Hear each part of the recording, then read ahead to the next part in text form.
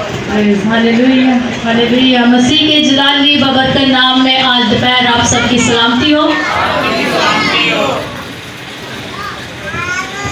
जैसा कि हम सब जानते हैं कि आज हम खुदा यीशु मसीह के दुखों को याद कर रहे हैं, उन सलीबी कलमात को जो मेरे खुदा ने हमारे लिए बोले सलीब में जान करने की हालत में हम उनको याद करते हैं। पहले कलमे खुदा ने कहा, पहले कलमे में हम देखते हैं कि पहला कलमा किसका था? माफ़ी का कलमा था। दूसरा कलमा क्या था कि तो आज ही मेरे साथ फिरदौस में होगा। तीसरा कलमा क्या था? मोहब्बत का कलमा था। और चौथा कलमा था कि मलाप का।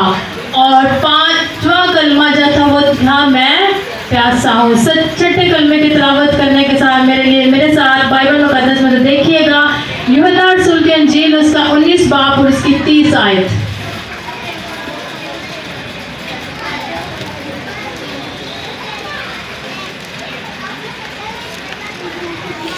कलाम मुक़द्दस में यूं लिखा है, जब यीशु ने वो सिरका पिया तो कहा तमाम हुआ और सर झुकाकर जान दे दी। मेरे अजीजों, खुदा यीशु मसीह का ये कलमा, छठा कलमा जिसको हम पढ़ते हैं, हजारों साल बोले गए पहले कलमात जो खुदा यीशु मसीह के मुंह से निकले थे, आज भी उनको याद किया जाता है, उनको दोहराया जाता है, क्योंकि मेरा खुदा आज कल बल्कि अब तक क्या है? यकसा खुदा है। उसकी हम याद में आज हम क्या कर रहे हैं? उन कलमात को दोहरा रहे हैं। बाइबल मुक़द्दस में हम अगर लूका 4 उसके 18 आयत में देखें तो वहाँ लिखा है, खुदावंद का रूह मुझ पर है, उसने मुझे भेजा है कि मैं क्या करूँ? गरीबों को खुशखबरी दूँ, कैदियों को रिहाई दूँ, अंधों को बेनाई और कुचले हुओं को क्या करूँ? आज़ाद करूँ। छठा कलमा का 2 लफ्ज़ है तमाम हुआ। तमाम हुआ, इट इज़ फिनिश। और इब्रानी जुबान में लफ्ज़ है तलिस्ता।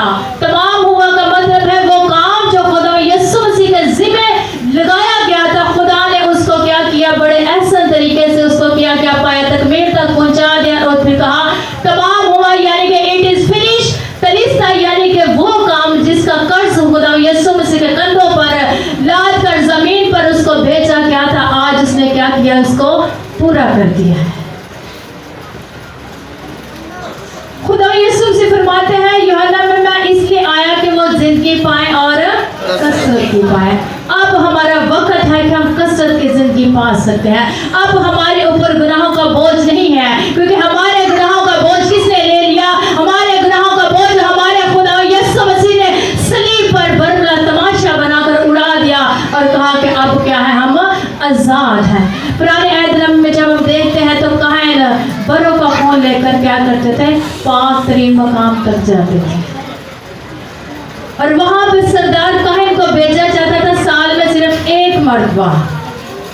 और उसके क्या करते? चुगीर एक घंटी बांध दी जाती थी कि अगर वहां पे जाते, अगर उसको मसला हो गया, उसकी जिंदगी में गुनाह हो गया, तो वहां पर क्या हो सकता है? वो मर सकता है, उसकी डेथ हो सकती है, क्योंकि पाक तरीन मकाम पर कोई नहीं जा सकता था। और काहिन क्या करते थे? वो हमारे लिए, हमारे गुनाहों के लिए खुदावंद के हुजूर क्या करते थे? कुर्बानी चढ़ाते थे। जब बनी इस्राएल को निकाला गया, जब इस्राएल को प्लोटों को मारा गया, तो वहाँ तब भी क्या किया था? उन्होंने बरा का ज़बह किया, बछड़े को ज़बह करके वहाँ पे अपने दरवाजे पर चौकटा का खून चौकटों के ऊपर किसका खून लगाया था? एक बछड़े का खून। इट्स मीन के जो खून था वो हमें क्या करता था? आज़ाद कर रहा था। खून हमारी आज़ादी का बंदोबस्त करता है, लेकिन वो खून एक आर्जी आज़ादी का बंदोबस्त करता था।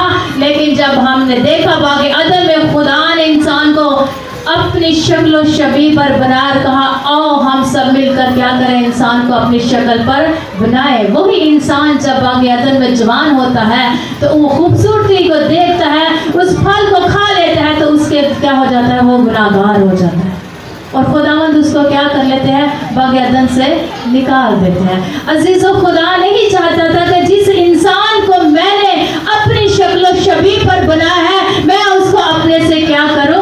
अलग करूं। बहुत से अंबियाज़ आए, लेकिन वो हमारी खलासी का सबब ना बन सके, वो हमारी निजात का सबब ना बन सके। इसलिए खुदा ने अपने बेटे को ज़मीन पर भेजा कि वो क्या करे? हमारी निजात का सबब बन सके। कि वो क्या है? बेऐब बर्रा है। पहले पद में लिखा है तुम्हारी खलासी फानी चीजों से यानी सोने और चांदी से नहीं बल्कि मसीह के बेऐब खून से है।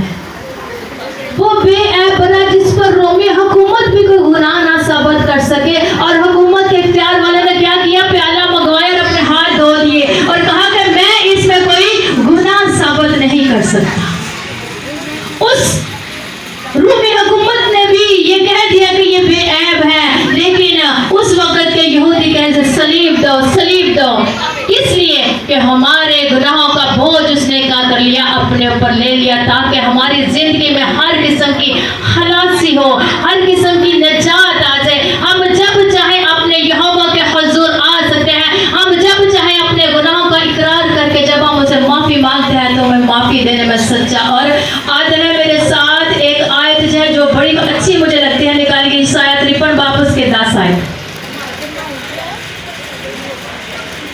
ईसाया 53 उसकी 10 आयत में लिखा है, लेकिन खुदावंद को पसंद आया कि उसे कुचले और उसने उसे गमगीन किया।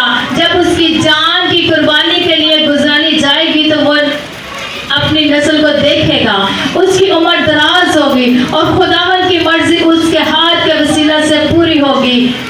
अपनी जान ही के दुख उठाकर उसे देखेगा, सैर होगा।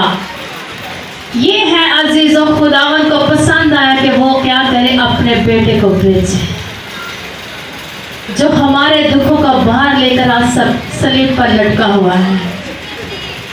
उसने कांटों का ताज पहना, उसने कोड़े लगे, उसने कीलों को अपने हाथों में ठुकवाया, नेजा खाया, किस लिए, मेरे लिए, ताकि मैं और क्या हो जाए, आजाद हो जाए। ये सब कुछ उसने विक्ट्री का नारा लगाया, तमाम हुआ।